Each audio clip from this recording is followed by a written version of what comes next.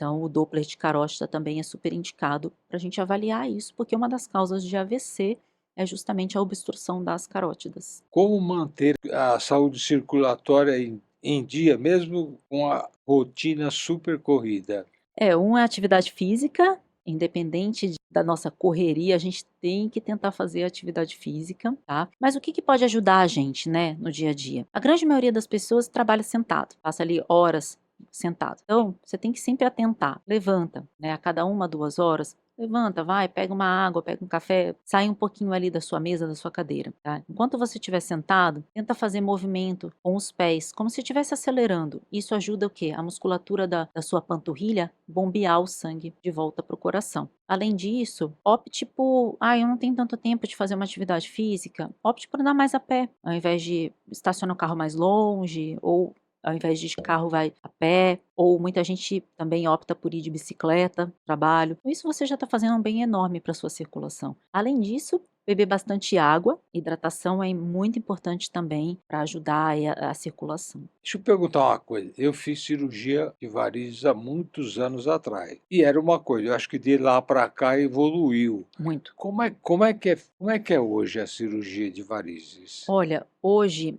a cirurgia de varizes, ela é muito menos invasiva do que era provavelmente quando o senhor fez. A gente usa hoje uma tecnologia que é chamado endolaser, é uma fibra de laser que a gente insere dentro das veias e a gente vem guiado, tudo isso guiado por um aparelho de ultrassom, a gente vai olhando com ultrassom e a gente vai tratando essas veias queimando. Isso a gente pode fazer, inclusive, hoje é o padrão ouro para o tratamento das veias safenas. Na sua cirurgia, o senhor tirou a safena? Tirei, Tirou, né, fez o tirei, corte na virilha e um cortezinho lá no tirei, tornozelo, tirei né, dos e 2 tira a lados, safena, né. tirei. Hoje a gente não faz mais assim, a gente passa essa fibra desse laser, que a gente chama de endolaser, vai ali até a região da virilha, né, ou até o segmento que a gente precisa tratar da safena e vem queimando. Ou seja, a recuperação é muito mais rápida, né, você tem muito menos hematoma, menos dor no pós-operatório, menos inchaço. E mesmo quando a gente vai, né, algumas veias a gente opta por fazer aquele cortezinho na veia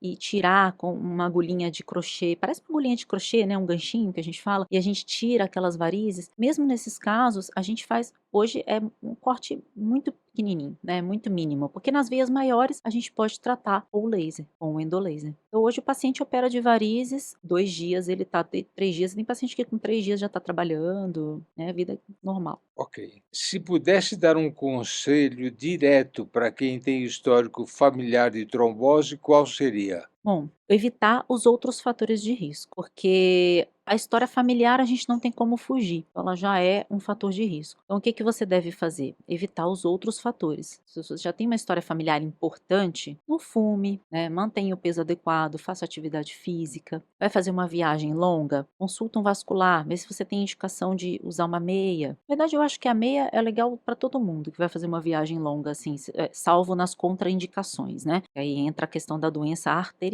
Ela entra como uma contraindicação para o uso das meias, dependendo do estágio que essa doença tá. Então, por isso que é importante consultar o vascular antes de utilizar as meias. E tudo que você puder evitar que aumente o seu risco de ter trombose, você deve evitar. Essa história familiar também é sempre importante a gente entender como é essa história familiar. Porque se você tem, meu avô teve uma trombose com 90 anos, ele quebrou o fêmur e foi fazer uma cirurgia. Não, isso não é história familiar, Ah, entendeu? é.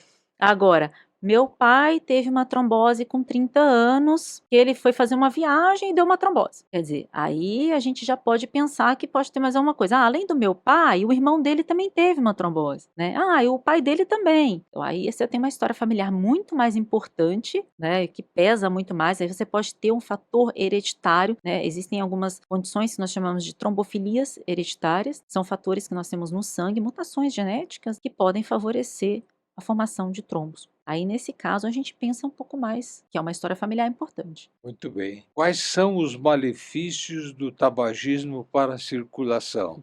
Bom, cigarro eu já falei muitas vezes aqui, né, hoje, mas eu falo que ele é o inimigo número 1 da circulação, porque além dele favorecer a formação das placas de ateroma, ele também aumenta o risco de trombose e piora a questão das varizes. Então ele atua aí em toda a circulação, prejudicando toda toda a circulação. E muita gente pensa assim: ah, é só paciente idoso, são só pessoas idosas que vão sofrer as consequências do cigarro na circulação. Não, já tive casos de pacientes jovens com doença arterial e sofreu amputações por conta do cigarro. O cigarro era o único fator de risco. Então a gente nunca sabe como o nosso corpo vai reagir a essas coisas, né?